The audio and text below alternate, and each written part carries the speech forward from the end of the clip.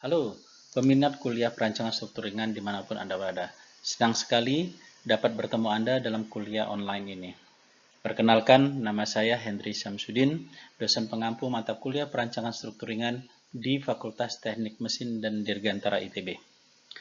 Kuliah AE 3230, perancangan struktur ringan, diberikan untuk mahasiswa semester 6 yang mengambil jalur teknik aeronautika.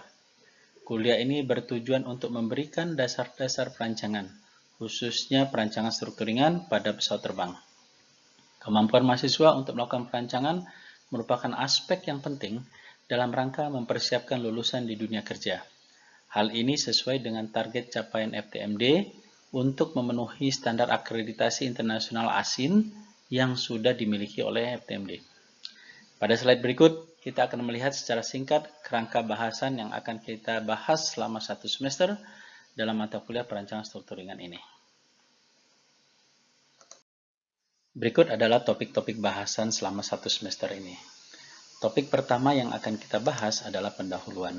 Di sini kita akan mendiskusikan perkembangan rancangan struktur pada pesawat terbang dimulai di masa awal-awal penerbangan sampai dengan capaian teknologi struktur di masa sekarang. Topik kedua yang akan kita bahas adalah memahami persyaratan yang harus diperhatikan oleh seorang perancang struktur pesawat terbang untuk mencapai tingkat keselamatan yang tinggi. Pada bagian ini kita akan mendiskusikan beberapa aspek terkait aturan kelaikan terbang yang disyaratkan oleh Badan Keselamatan Penerbangan Dunia seperti FAA, EASA, maupun DGCA. Topik ketiga, kita akan membahas peran dan tugas dari struktur utama di pesawat terbang. Berikut gambar salah satu pesawat tempur canggih yang dikembangkan oleh salah satu manufaktur terkemuka di dunia. Pada gambar tersebut, kita dapat melihat secara skematik struktur pada bagian sayap dan bagian fuselage. Pada gambar ini terlihat secara jelas, ini adalah suatu struktur yang kompleks, di mana tiap komponen struktur mempunyai tugas yang jelas. Tidak ada satupun komponen struktur yang tidak mempunyai peranan yang penting untuk menjaga structural integrity pesawat.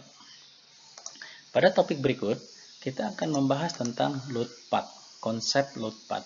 Konsep ini menjelaskan jenis-jenis pembebanan yang akan diterima oleh tiap komponen di pesawat, semisal sayap, fuselage, ataupun tail.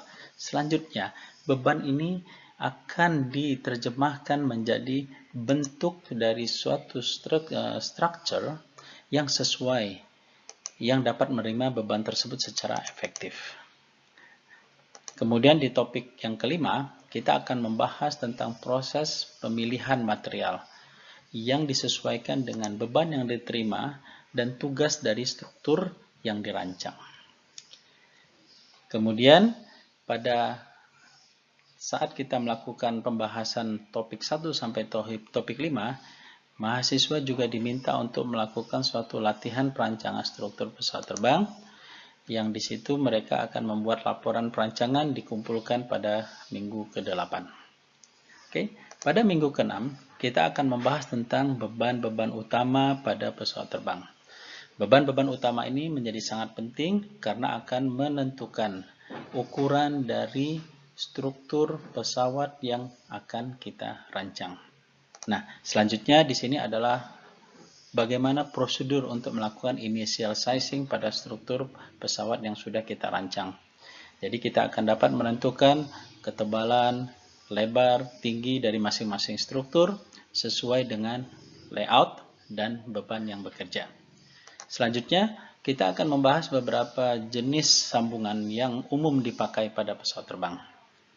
Kemudian kita akan tutup dengan design review, di mana kita akan melihat hasil yang sudah diperoleh dalam proses latihan perancangan struktur pesawat terbang dikaitkan dengan topik-topik yang dibahas. Oke, pada slide berikut kita akan melihat referensi utama yang digunakan pada kuliah ini, yaitu buku karangan Michael C. Wynyu, Airframe Structural Design.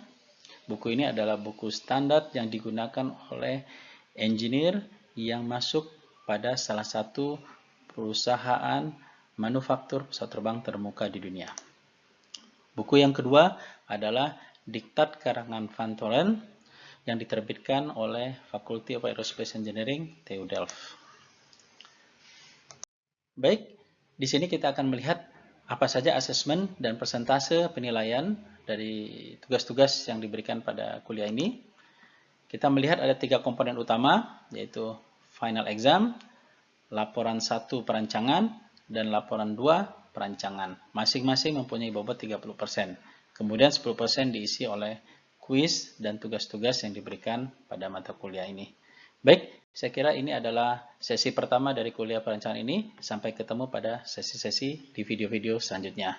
Sampai jumpa.